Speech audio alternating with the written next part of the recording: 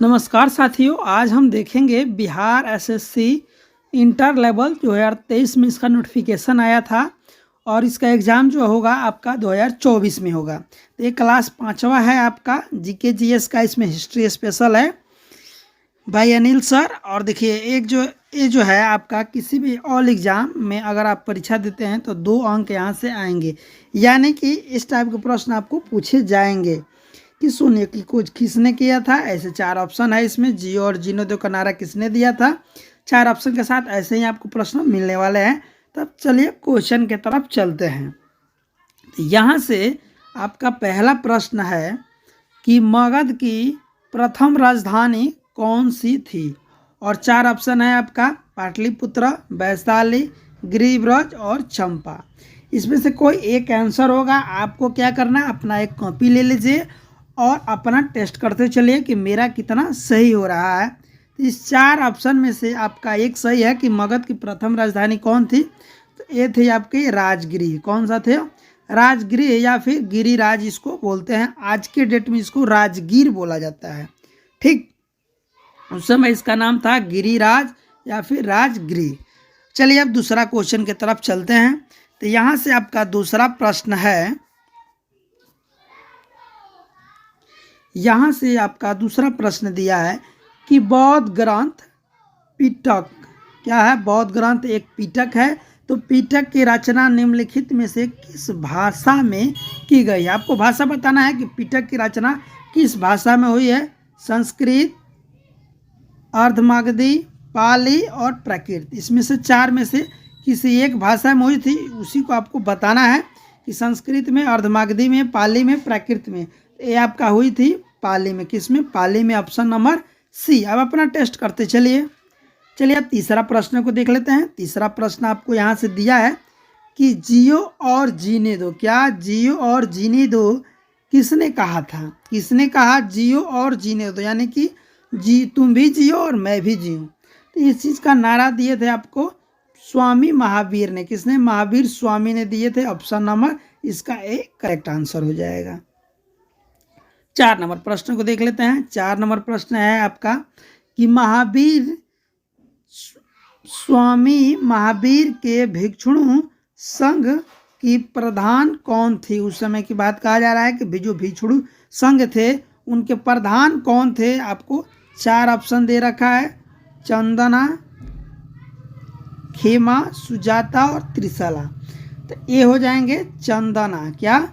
चंदना इसके correct answer हो जाएगा। 5 नंबर प्रश्नों को देख लेते हैं। 5 नंबर आपका प्रश्न दिया है, कुषाण काल में सबसे अधिक विकास किस क्षेत्र में हुआ था।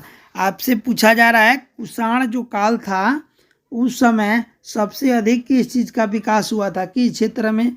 धर्म, कला, साहित्य या वास्तुकला, किस में हुआ था। आपको बताना है कि कुषाण काल में विकास का क्षेत्र कौन सा था, किसमें सबसे ज़्यादा विकास हुए थे। तो वास्तुकला में। ऑप्शन नंबर डी इसका करेक्ट आंसर हो जाएगा। चलिए 6 नंबर देख लेते हैं। 6 नंबर आपका प्रश्न दिया है कि कलिंग के नरेश थे खारवेल। कलिंग आज की आधुनिक में उड़ीसा हो जाएगा। तो कलिंग नरेश खारवेल किस वंश से संबंधित थे। चेदी वंश, कदम्ब वंश, हर्यक वंश, कलिंग वंश। किस वंश के अंदर आते थे? तो ये आते थे चेदी वंश के अंदर। कौन से? चेदी वंश। ऑप्शन नंबर ए इसका करेक्ट आंसर हो जाएगा। नेक्स्ट देख लेते हैं। अगला प्रश्न आपका 7 नंबर है कि गुप्त वंश का संस्थापक कौन है, यानी कि गुप्त वंश का प्रथम राजा जिसने गुप्त वंश की स्थापना की। 4 ऑप्शन है, घटोत्कच गुप्त, चंद्रगुप्त प्रथम, श्रीगुप्त, इनमें से कोई नहीं। तो इसका करेक्ट आंसर हो जाएगा श्रीगुप्त। कौन सा हो जाएगा? श्रीगुप्त इसके जो है गुप्त वंश के संस्थापक थे। नेक्स्ट देख लेते हैं। अगला आपका प्रश्न दिया है कि अजंता की जो गुफा में जो कलाकृतियाँ थी उसे किससे संबंधित है, यानी कि किस काल से हड़प्पा किस कला संस्कृतियाँ कलाकृतियाँ जो है किस काल से संबंध रखते हैं। हड़प्पा काल से, मौर्य काल से, बौद्ध काल से, गुप्त काल से। इसमें से 4 काल से किसी एक से संबंधित है, आपको करेक्ट आंसर बताना है। तो इसका हो जाएगा गुप्त काल से। किससे? गुप्त काल से जो है अजंता कलाकृतियाँ संबंधित है।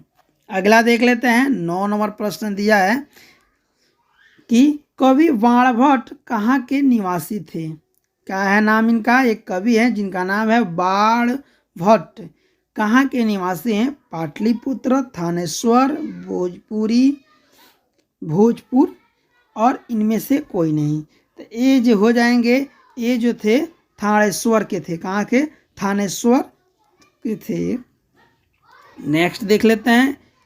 नेक्स्ट है आपका कि शून्य की खोज किसने की? क्या पूछा गया? शून्य की खोज किसने की? Mahamihir, Aryabhatta, Bhaskar, none of these. तो ये मुझे नहीं लगता है, इसमें 100% लड़कों को पता है कि शून्य की खोज अपने बिहार के किए थे। कौन से थे? तो आर्यभट्ट जी ने शून्य की खोज किए थे। आज के लिए इतना ही प्रश्न। वीडियो कैसा लगा कमेंट करके बताइएगा, और किस टाइप का आपको प्रश्न चाहिए ये भी कमेंट कीजिएगा। और चैनल पे नए हैं तो चैनल को सब्सक्राइब करने के साथ साथ बेल आइकन पे भी क्लिक करने के बाद ऑल पे सिलेक्ट कर दीजिएगा, और अपने दोस्तों के पास भी शेयर करना ना भूलिएगा। Thank you for watching.